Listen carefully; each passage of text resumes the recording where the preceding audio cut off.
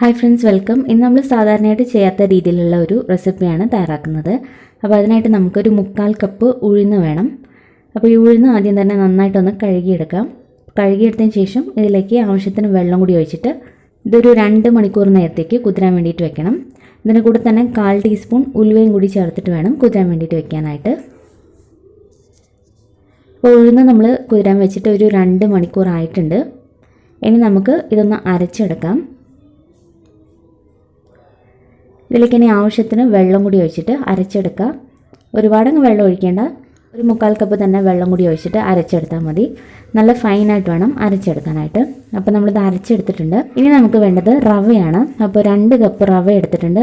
വറുത്ത റവയോ വറുക്കാത്ത റവയോ ഏത് വേണമെങ്കിലും ഉപയോഗിക്കാം. അപ്പോൾ 2 കപ്പ് റവയ്ക്ക് 3/4 കപ്പ് ഉഴുന്നാണ് കണക്ക്. ആവശ്യത്തിന് ഉപ്പ് ചേർക്കാം. കൂടെ തന്നെ കുറച്ച് വെള്ളം കൂടി ഒഴിച്ചിട്ട് നമുക്കിതൊന്ന് മിക്സ് ചെയ്തെടുക്കാം. ഒരുപാടങ്ങ് വെള്ളം ചേർക്കേണ്ട, ഏകദേശം 1 കപ്പ് വെള്ളം ഒഴിച്ചിട്ട് ചെറുതായിട്ടൊന്ന് നനച്ചെടുത്താൽ മതി. അപ്പോൾ നമ്മൾ ഈ നനച്ചെടുത്തിരിക്കുന്ന റവയിലേക്ക് അരച്ച് വെച്ചിരിക്കുന്ന ഉഴുന്നും കൂടി ചേർക്കാം.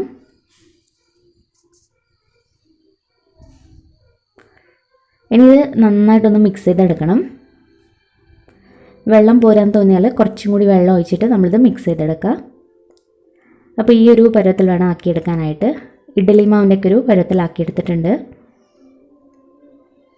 അപ്പോൾ ഇത്രയും തന്നെ മതിയാവും. ഇനി നമുക്കിത് റെസ്റ്റ് ചെയ്യാൻ വേണ്ടിയിട്ട് വെക്കണം. അപ്പോൾ ഇത് രാത്രി നമ്മൾ ഇതുപോലെ മിക്സ് ചെയ്ത് വെച്ചാൽ രാവിലെ നമുക്ക് ഉണ്ടാക്കിയെടുക്കാൻ പറ്റും. ഞാനിത് രാത്രിയാണ് ചെയ്തിരിക്കുന്നത്. അപ്പോൾ ഇത് രാവിലെ വരെ അടച്ചു വയ്ക്കാം. ഏകദേശം ഒരു 10 മുതൽ 12 മണിക്കൂറൊക്കെ നമ്മൾ ഫെർമെൻറ്റ് ചെയ്യാൻ വെച്ചാൽ മതി. ഇതിപ്പോൾ രാവിലെ നന്നായിട്ട് തന്നെ ഇത് ഫെർമെൻ്റായി കിട്ടിയിട്ടുണ്ട്. പക്ഷേ ഈ മാവ് ഒരുപാടങ്ങ് പൊന്തി കിട്ടുമൊന്നുമില്ല. പക്ഷേ നന്നായിട്ട് തന്നെ ഫെർമെൻ്റായി കിട്ടിയിട്ടുണ്ട്. അപ്പോൾ ഇതുപോലെയാണ് മാവുള്ളത്.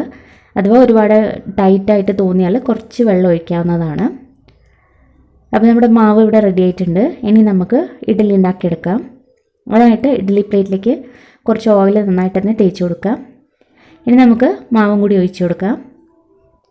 ഇനി ഇത് അടച്ച് വെച്ച് ഒരു 15 മിനിറ്റ് ഹൈ ഫ്ലെയിമിലിട്ട് കുക്ക് ചെയ്തെടുത്താൽ മതി. ഇതിപ്പോൾ ആയിട്ടുണ്ട്. ഇനി നമുക്കിത് എടുക്കാവുന്നതാണ്. അപ്പോൾ ഈ ഒരു മാവ് കൊണ്ട് ഇഡ്ഡലിയും ദോശയൊക്കെ നമുക്ക് ഉണ്ടാക്കിയെടുക്കാൻ പറ്റും. നല്ല സോഫ്റ്റുമാണ്, അതുപോലെ നല്ല സ്പോഞ്ചി ആയിട്ടുള്ള ഇഡ്ഡലിയാണിത്. നിങ്ങൾക്കിത് കണ്ടാൽ തന്നെ മനസ്സിലാവും. അപ്പോൾ അരിയൊന്നും അരയ്ക്കാതെ നമുക്ക് പെട്ടെന്ന് ഉണ്ടാക്കാൻ പറ്റുന്ന ഈസി റെസിപ്പിയാണ്. അപ്പോൾ രാത്രി നമ്മളിതുപോലെ ഉഴുന്നും റവയും കൂടി ഒന്ന് മിക്സ് ചെയ്ത് വെച്ചാൽ മതി. രാവിലെ നമുക്ക് ഉണ്ടാക്കിയെടുക്കാൻ പറ്റും. നല്ല സോഫ്റ്റും സ്പോഞ്ചുമാണ് ഈ ഒരു ഇഡ്ഡലി. അപ്പോൾ ഇതുപോലെ ചെയ്യാത്തവർ എന്തായാലും ഈ രീതിയിലൊന്ന് ട്രൈ ചെയ്ത് നോക്കുക. സിമ്പിളായിട്ടുള്ളൊരു റെസിപ്പിയാണ്. ചട്നിയോ സാമ്പാറിൻ്റെ കൂടെയൊക്കെ കഴിക്കാൻ പറ്റും. അപ്പോൾ ഇതൊന്ന് കട്ട് ചെയ്ത് കാണിച്ചു തരാം. അപ്പോൾ നിങ്ങൾക്കത് മനസ്സിലാവും. കണ്ടില്ലേ, വളരെ സോഫ്റ്റാണ്, അതുപോലെ തന്നെ നല്ല ടേസ്റ്റുമാണ്. അപ്പോൾ ഈ ഒരു റെസിപ്പി ഒന്ന് ട്രൈ ചെയ്തിട്ട് നിങ്ങളുടെ അഭിപ്രായങ്ങളൊക്കെ അറിയിക്കണം. വീഡിയോ ഇഷ്ടപ്പെട്ടാൽ ലൈക്ക് ചെയ്യണം, സബ്സ്ക്രൈബ് ചെയ്യണം.